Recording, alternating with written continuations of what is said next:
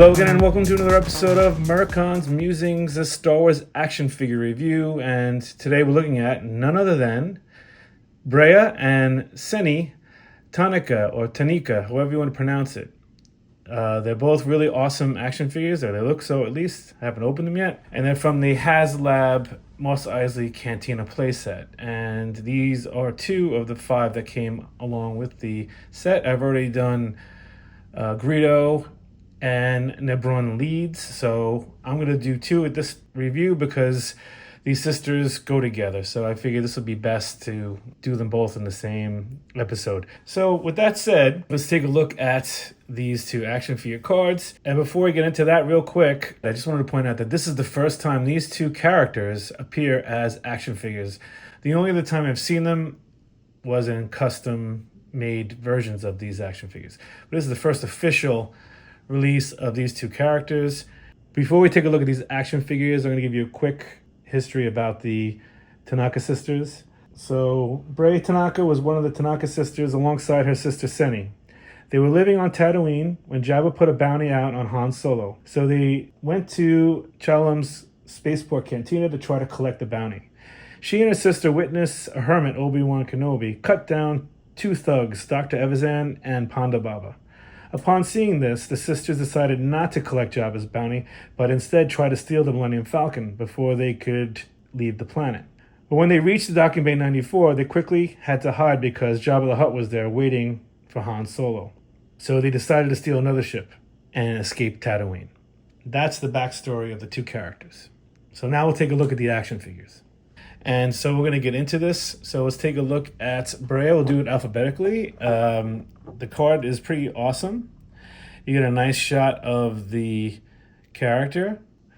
And she is wearing a bluish aqua kind of outfit. Blue and aqua. It's pretty nice. The sculpt on this thing looks really good before I even open it. But I love the photo. And you always saw these 2 brief glimpses of both of these sisters at the bar when things go down and they're hanging out, talking to the other aliens. So yeah, let's take a look at the back of this card. So this card looks pretty awesome. Once again, it's got an image of her out of the bubble. And it's got all of these different little bios about this character, and I'll read this one. It's all in different languages here, which is nice. Well, the back blurb says, "Smart and resourceful, Brea and Senni were loyal only to each other and could communicate with just a glance. They also shared the same dream to get as far away from Tatooine as possible." And then these are other languages saying the same thing. And then you have all the warnings here, attention in different languages here and here. And this is HasLab 9. So Vintage Collection HasLab 9. So once again, I always say this, but I got to open it in order to review it. So let's take a look at this action figure. And let me take it out of the bubble. And as you can see, this has one thing which I've been complaining about many times about this these action figures, is that they gave her an extra hand, which a lot of these action figures could have benefited from, these Cantina patrons. They gave her 2 hands to hold 2 blasters, and they gave her an extra hand if you want to have her hold a cup. So let's take a look at this action figure. Now, they did this one correct, which I like about it. I've been talking about this for a while now. So let's take a look at the action figure. It's really nice. The head sculpt is actually really, really good. I like the fact that they have the lipstick that matches her outfit. And they did the eyebrows on the action figure as well. And the hair is just like the card back. And it's got like all these braids wrapped around the top and hanging down on the back. It looks really good. Yeah, it's very, very nice. Yeah, I mean, this is a perfect... obviously it's the definitive one because I doubt they're ever going to make another one of these, especially with someone you just saw for like a brief moment in the film. But it's a really nice action figure. I love the articulation. I'm going to get into that in a second. Oh, yeah, I love this new articulation they've been doing for the figures, which is really great. So yeah, it's got the head on a ball joint. The hair kind of makes it a little rough to turn, but it's, you know, you can get it in the pose you want. It's really nice. They have a ball joint on top of the neck, and they have insert joints on the elbows. As you can see, it's a little stiff. I got to work it out. Yeah, so now there you go.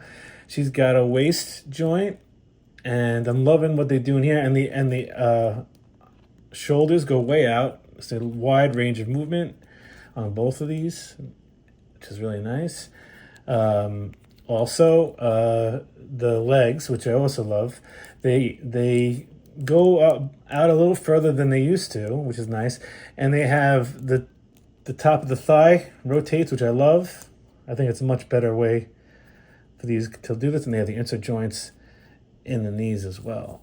And then the boots, the bottom of the boot, the foot can be moved up and down to get even more articulation or posability. So yeah, this is a nice action figure. My only complaint is they should have given her holsters, like two places to put her gun. I guess you can see her full body in the movie, but I think it would have been cool if they would have given her a holster. But I love the paint. The paint looks really great. They have like this detailed the black under the cuff or the bracelet. Is that a bracelet she's wearing? I don't know, but it looks really good. The belt looks great. Yeah, it's a really nice action figure. Yeah, she has two blasters. One is a longer blaster. It kind of looks like the Padme Amidala's blaster. And then there's a shorter version. They look pretty good. I like the fact that they gave two different size blasters, as you can see. Also, they gave a hand, which I've been talking about prior to making this video. That's been annoying me about these action figures. And it has a hand that you can put a cup in. So yeah, this is a really awesome action figure. And I think is pretty good and doesn't need to be. It's definitely definitive. They won't need to make another one of these ever again. So that's Brea. So let's take a look at the sister.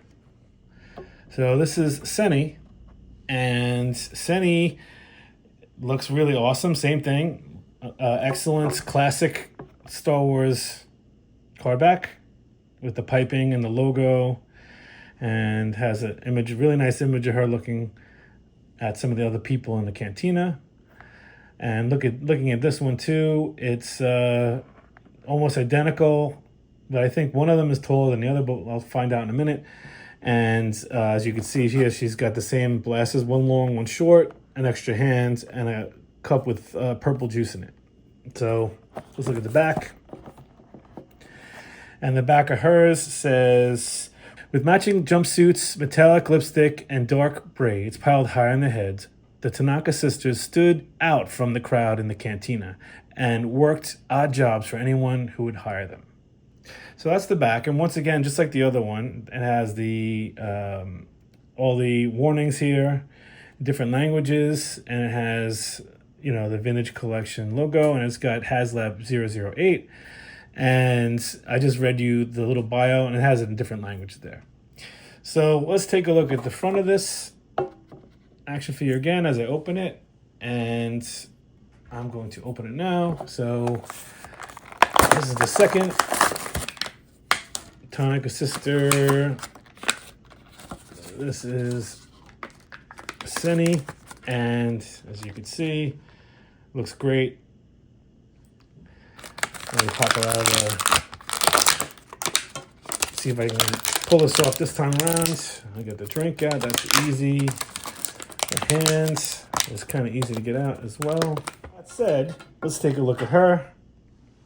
She has a green jumpsuit, very similar to her sister's. And the face is definitely different. The head sculpt is different, which is great. I love it. She's got the green lipstick on her face, which looks nice. She looks pretty much the same as the other one with the same articulation. Head on a ball joint, and she's got the really extra shoulder articulation. And she's got insert joints on the elbows, a little stiff. She's got the waist articulation, and the legs can go out, and the top of the thighs can rotate, and the bottom of the leg can rotate as well, which is really great. It's got the insert joint in the knee. And on this one, same thing. And the feet can go up and down as well. So it has a lot of really great articulation. And this is just a really amazing figure. Also, you can pop the hand out and put a extra hand on. And this was kind of neat. It's got like a bracelet on it, which is kind of cool. I don't know if you can see that. It's got a bracelet on it. You can put in the purple drink. There you go. And she could also hold a blaster in her hand. Once again, my only complaint about this figure is that they should have given her twin holsters, or maybe something in the back, like the Snaggletooth action figure has, like a back spot where you can put a blaster. But yeah, this is another great action figure. Comes with the same accessories, small blasters and a larger blaster of the same type, and it looks really, really great. These are both really good, and if you put them together, I think, yes, she's taller, as you can see, much, much taller. It looks, yeah, they use the same, well, that's pretty cool. The same sculpt, but one has the larger features, like the larger legs, thighs, and torso, and the heads are the same, and the arms are slightly longer too. They did a nice job with that to make them different and not just a repaint of the same one. So I highly recommend these figures if you're a fan of the Mos Eisley Cantina, especially that one of the best scenes of the original A New Hope. So with that said, I hope you enjoyed this episode. So please hit like and subscribe, and I'll see you next time on another episode of Merkon's Musings.